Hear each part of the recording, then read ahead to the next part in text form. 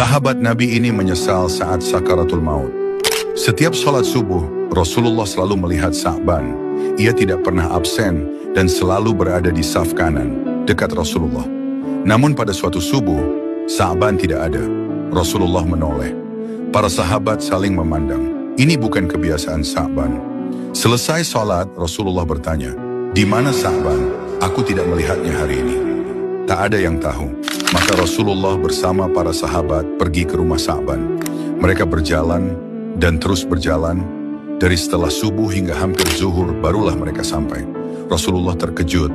Ternyata rumah Sa'ban sangat jauh dari masjid. Rasulullah mengetuk pintu. Yang keluar adalah istri Sa'ban. Wajahnya terkejut melihat Rasulullah berdiri di depan rumahnya. Rasulullah bertanya lembut, "Di mana Sa'ban? Aku tidak melihatnya saat subuh." Dengan suara bergetar, istrinya menjawab, "Wahai Rasulullah, Sa'ban telah wafat semalam dan telah kami kuburkan." Para sahabat terdiam, sebagian menangis. Rasulullah Shallallahu Alaihi Wasallam mendoakan Sa'ban.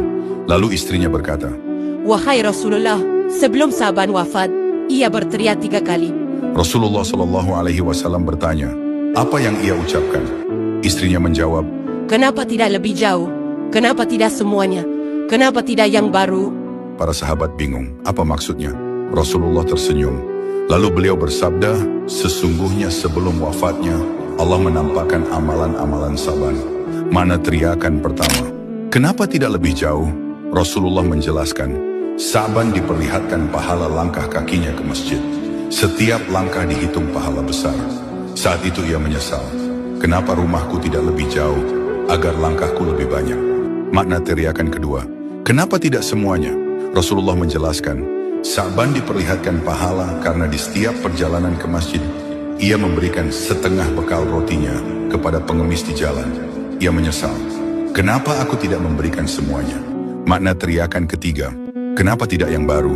Rasulullah menjelaskan, Sa'ban biasa memakai 2 lapis pakaian, yang baru dan yang lama. Di jalan ia memberikan pakaian lamanya kepada orang miskin yang kedinginan. Saat pahala itu diperlihatkan, ia menyesal. Kenapa bukan pakaian baruku yang aku berikan?